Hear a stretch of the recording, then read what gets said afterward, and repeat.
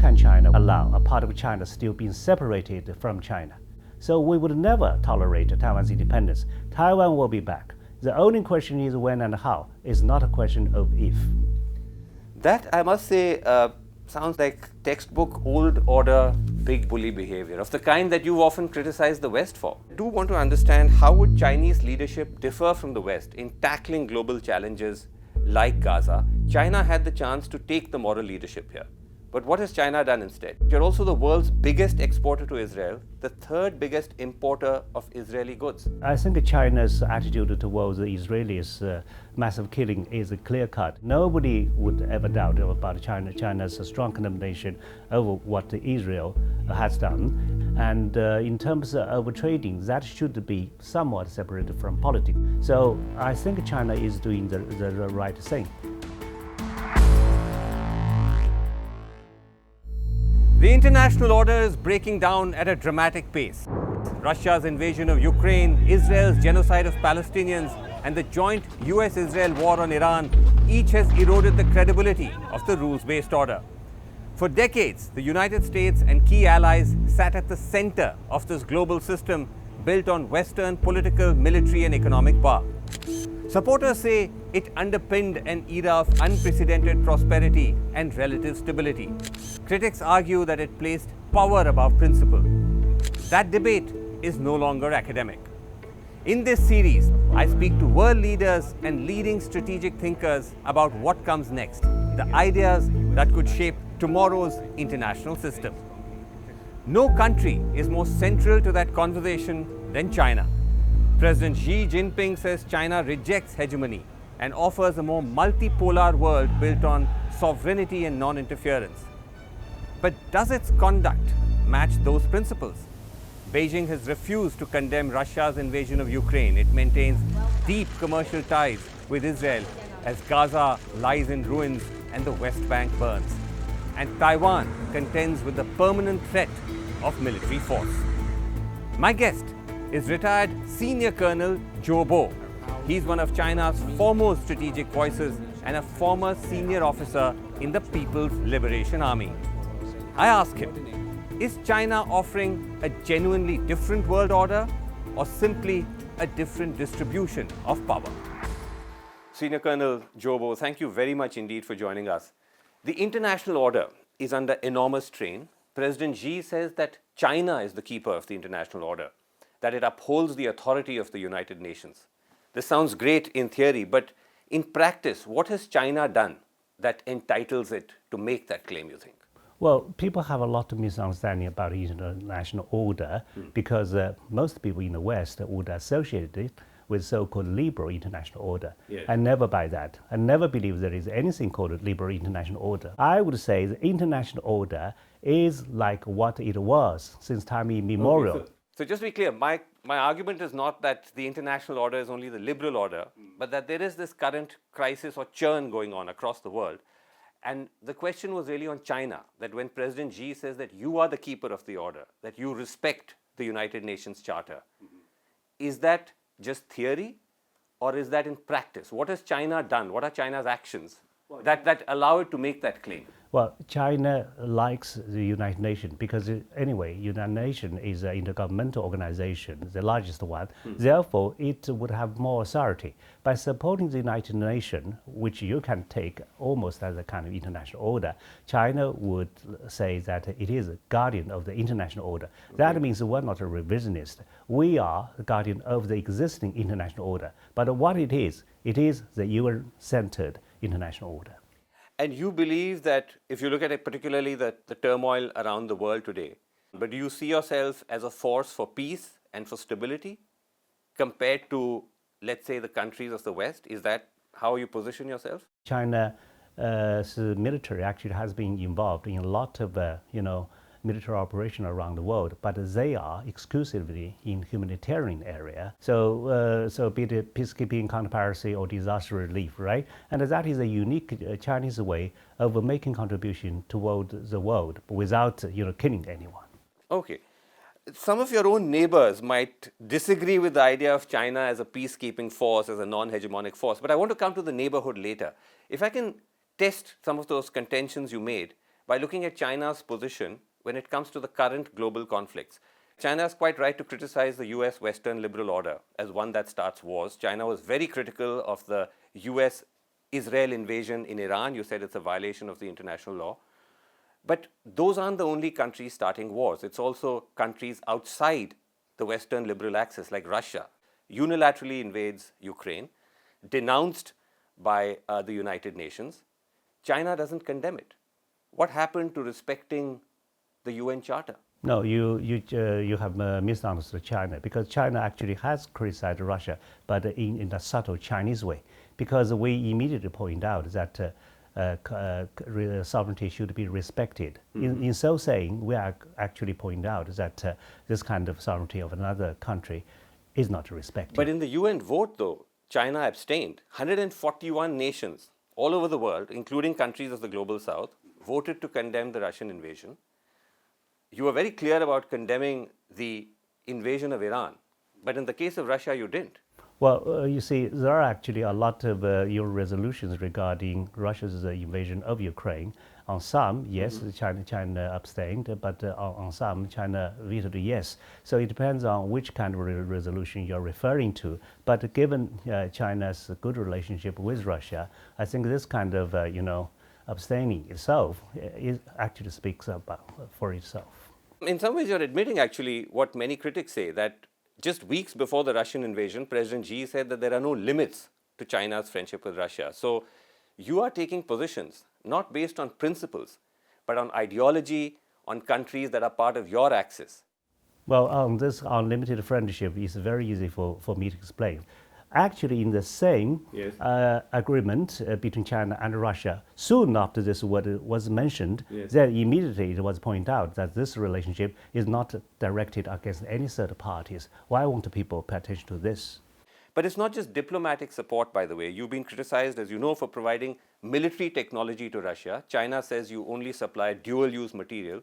The G7, though, issued a statement saying China is a decisive enabler of Russia's war. What G7 means is that all these kind of dual-use items could actually provide a kind of lifeline to Russia. That is what it means.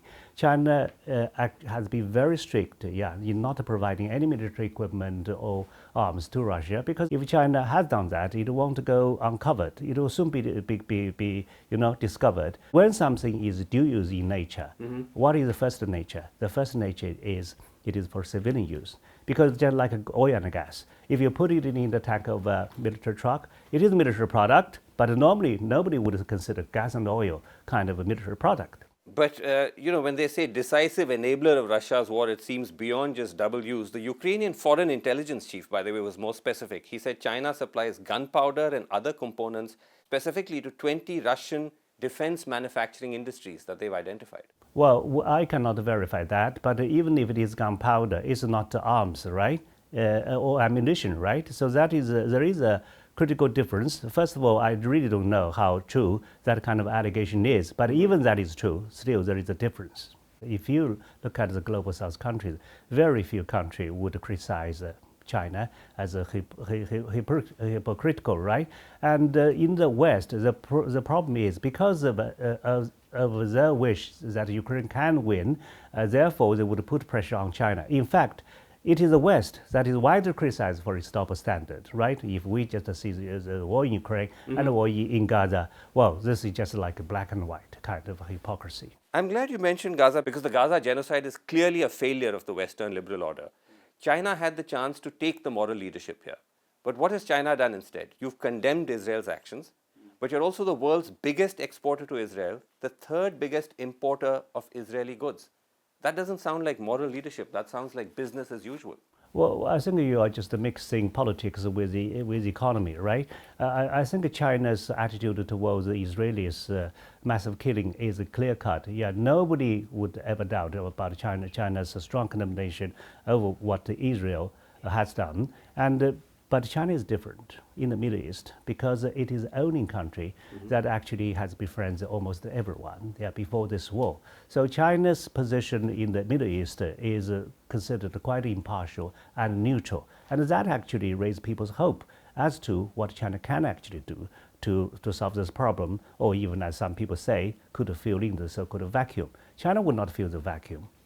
But the fact that you're trading with a country that's committing ethnic cleansing, committing genocide, isn't that a moral failure? Well, I don't believe any international would prohibit us from having kind of a normal trade relationship, because this kind of transaction has been done even before the war, right? I'm saying this because circumstances call for different measures, and clearly the condemnation, China, other countries, is not working. It's creating no pressure on Israel. No, and hence the possibility of sanctions very much is on the table. Why would China not consider sanctions? Well, you see, the sanctions do not always work. And for this question to be asked, and I believe the right people for you to ask is the United States first, yeah? So, because they are the countries that right behind Israel. I always argue, yeah, Israel is America's Achilles heel. Absolutely, and that's why I said at the outset, this is very much a failure of that axis. But as I said, this was a chance for China to take the leadership. If you take a country like Spain, Senior Colonel, they are very much part of the Western liberal axis. They actually broke from that. They've taken a very strong stand against Israel. They've called for economic sanctions. They've put an arms embargo. That, in some ways, represents the New World Order. Well, you see, sanction for China is not the whole thing, because China has been sanctioned time again in the past. So therefore, we do not really buy that. I think China's role in the future is a kind of three role. One is a facilitator, another is a mediator, the third is security guarantor, along with some other countries. So people have a high expectation for China, and I believe this is what China's role will be in the future. So is there any scenario in which Beijing would use its economic clout to stop mass atrocities? Well, I don't believe, first of all, it has such a strong association with China. China's attitude on the Middle East issue is clear-cut, right? And in terms of trading, that should be somewhat separated from politics. So I think China is doing the right thing. And I think the Arab countries have no doubts about China. And so perhaps there is some scope there for China to do more.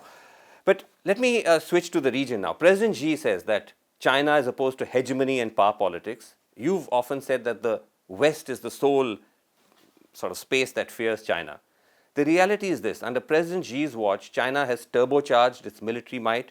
All your neighbors are reporting heightened Chinese territorial aggression, hegemonic behavior. This is in the West. This is India. These are nations of the South China Sea.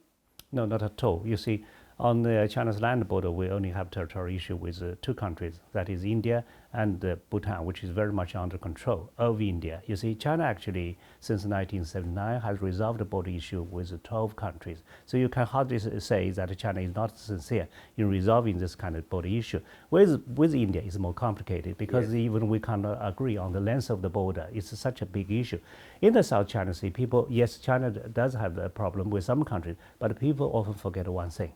These claimants also have a question of demarcation among themselves. So it's not a question of China versus other claimants. It's also an issue very much among these other claimants of Southeast Asian countries. So I'm not saying other parties are blameless, Senior Colonel, but China also is being their aggressor, has been found to be in the wrong. A tribunal under the UN Law of the Sea ruled in 2016 that China's maritime claims vis-a-vis the Philippines violated international law. Beijing simply rejected the ruling. What happened to respecting global order? No, because the case actually happened in 2013, right? And the ruling came in 2016. But actually, China, back in 2006, has made it clear that we would not accept any ruling under Article 298. So that means China already said that without knowing Philippines one day will just sue China, because we believe it's about sovereignty, and the UN Convention on Law of the Sea would not deal any issues on the sovereignty. But again, as I said, isn't that cherry picking which UN convention? Because you say that you respect the UN Charter. A UN convention that doesn't suit you, you reject it. No, well, surely that seems like double standards. UN Charter is law itself, but there are many other laws. UN Convention Law of the Sea is not about sovereignty, and this is clearly written in the preamble. Read it. Okay, but on India, it's not just a complex border question. In 2020, an estimated 20 Indian soldiers were killed in a violent brawl with the Chinese army. I believe 4 Chinese troops were killed as well. Yes. Time magazine says the clash was triggered by China's more aggressive posture in the region since President Xi came to power. That doesn't sound like you've resolved border issues or that you're a peaceful neighbor. Well, I think it depends on how you look at this issue. Before that, actually over 4 decades, the border was by and large peaceful, and even Prime Minister Modi putting that out. This actually line of actual control was never demarcated. So sometimes, Chinese troops and Indian troops would end up being in the territory that was considered by the other side to be their territory, and that was most unfortunate. But look at the history since 1979. That was the only incident that China had actually from 1979. So nobody would disagree that China's rise has been most peaceful compared to any other powers in the history. Okay, interesting. Some would say that this almost could have become a much greater clash. Mercifully, it didn't. But let's come to Taiwan, Senior Colonel, and tell me if here China's actions do not translate into direct hegemonic behavior. It's a tiny island of 23 million, the majority of whom in poll after poll say they do not want to live under Beijing's rule. China's response has been to fire rockets, simulate air and naval strikes, basically threaten invasion. Well, I think you are just putting Taiwan as an independent country, while more than 180 countries, including India, and the United States, all these countries consider Taiwan to be part of China. So we are still having patience. We still look for a peaceful reunification, but they have to behave. So in certain circumstances, actually 3 kind of circumstances, according to China's anti-secession law, we might resort to use of force, but I hope that would be the last resort. But when you say they have to behave, do explain to our viewers what that means. If a majority of the population do not want to be part of China, identify as Taiwanese, surely there has to be some respect for the will of the people. Well, I mean, they have to behave because the ruling party is the DPP, who actually champion a kind of Taiwan independence. And it's under their leadership, we basically have any exchanges across the strait. But this DPP led, authority by Lai Ching-te even refused to consider Taiwan to be part of China. That is a big problem. Right. You're talking about the current president of Taiwan, Lai Ching-te, but I was asking more about the people, because quite outside of whoever's in charge, if a growing number of people, and I'm quoting a Pew poll from 2024, which said 80% of Taiwan's young consider themselves Taiwanese, not Chinese, 2/3 consider China as a major threat to their sovereignty. Again, well, this is the public view. No. Surely that's something that China should respect. No, this is not the whole of public view, because you will have different polls. Actually, the latest poll shows that actually young people are really, happy to see what was happening in mainland China, and more people actually are coming to work in mainland China. So I'd be very interested to see polls which actually show a reverse, because these polls show very big numbers. 80%, 60%, 70% would prefer to remain Taiwanese and not have Chinese control. But again, just coming back to the idea of what that would mean, Senior Colonel, because the fear is surely that if there is going to be greater Chinese control, then you will have repression, you will have the stripping away of a freer society. They're looking at what happened in Hong Kong with the protests and the way that China cracked down. And I'm not sure if they want to go there. Well, you are just looking at this issue from the eyes of some Taiwanese, but as a mainlander, I can provide another angle. Just think of this. If more than 180 countries believe Taiwan is part of China, how can China allow a part of China still being separated from China? It's just as simple as that. So we would never tolerate Taiwan's independence. Taiwan will be back. The only question is when and how. It's not a question of if. That, I must say, sounds, Senior Colonel, like textbook old order big bully behavior, of the kind that you've often criticized the West for. No, because we're still talking about peaceful reunification. People always talk about the stick part of our policy, but but people have forgotten mainland China has actually offered a lot of carrots. For example, those children from the Taiwanese families could go to kindergartens, and the card we issue to them is very much like our own, ID card, and we are giving them more and more preferential treatments. It is the Taiwanese authority who refuse these kind of offers, because they are afraid that the more the two sides become integrated, the more Taiwanese people would be, attracted by the mainland, which is the fact. Because, China now is the center of gravity almost. Of course, the Taiwanese people would not be the exception. So there could be a difference between seeking economic opportunities here to actually being governed by China. But let me move on, Colonel. China treats non-interference as a cornerstone of your foreign policy. It's the holy grail. We won't tell you what to do, you don't tell us what to do. But there's another way to read it. Is non-interference a way of shutting down any questions on how China treats its own citizens? They have no voting rights, no free press, no meaningful right to dissent. Well, non-interference is a part of, Chinese foreign policy, yeah, and this is what you're talking about is kind of a domestic situation. Well, I just give you a quote. According to a poll, okay, you like a poll, right? According to a poll by Harvard University, 90% of Chinese people actually are happy with China's the status quo, yeah. And we believe we're much better than the rest of the world. It's a poll from Harvard University. Read it. I'm not disputing that China has made rapid strides in terms of economic success, but again, the fact is that internally, there is no way for people to actually signal whether they're happy or not, because there are no pipelines of feedback, there's no pipelines of dissent, there's no public opinion that's allowed, which could be critical of the regime. President Xi is essentially elected by about 3,000 of his party colleagues in a country of over 1 billion. A majority of Chinese have no say in determining who elects them.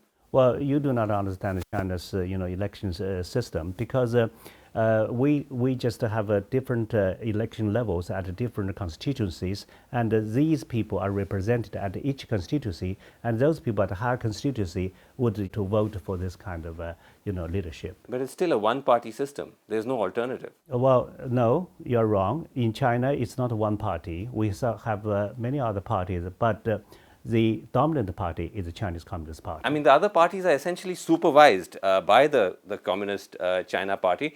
But when you talk about people being happy, Senior Colonel, are the Uyghurs happy? The UN Human Rights Office report of August 22 says that China's abuses in the Xinjiang region may constitute crimes against humanity. No, I don't think so. Because if you look at the world, ethnic problem is always most difficult to resolve, yeah? And if you look at the people in Xinjiang, actually the life is becoming longer, yeah? And if you, not according to the United Nations. Well, the life is certainly much longer because people's living standards are much higher. This doesn't need any statistics. This is just a common sense, yeah? If you just Google, easily, whether the people in Xinjiang's life are getting longer, the answer is definitely yes. How can you just convince me that their life is just becoming shorter because of politics in China? This is impossible. This is not me saying it. Human Rights Watch says hundreds and thousands of Uyghurs remain imprisoned as part of the government's crimes against humanity in the region. No, we do not. We do not describe it as such. We had a time when some of these people would have to go through a kind of re-educating center where we actually teach them all kinds of techniques. So it's not about what you have described as a prison. No, we do not have so many prisons.